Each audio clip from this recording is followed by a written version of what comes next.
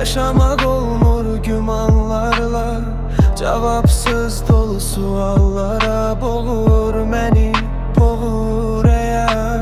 Son koymuşam sevmeye, kimseye gönül vermeye, bir de bu yoldan dönmeye. Yoktu zaman, yoktu inan.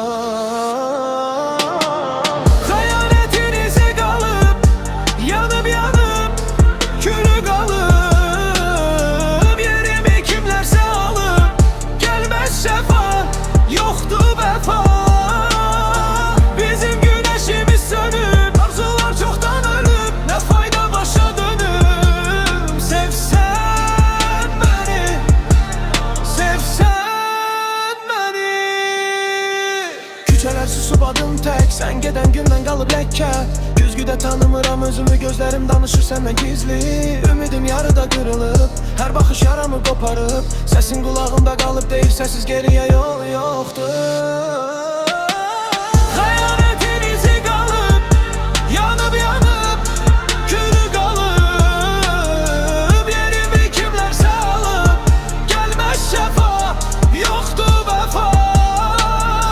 Bizim güneşimiz sönüp, arzular çoktan ölüp, ne fayda başa dönüp. Sevsen beni, sevsen beni, sevsen beni.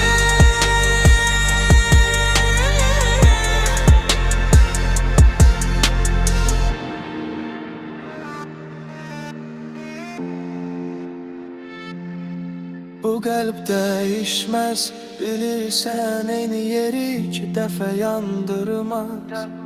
Geri dönsən də, gecdir artıq sənə gərək olan mən olmaz.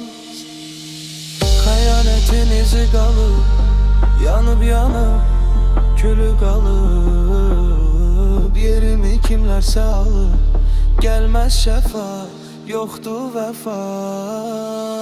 Bizim güneşimiz sönüp,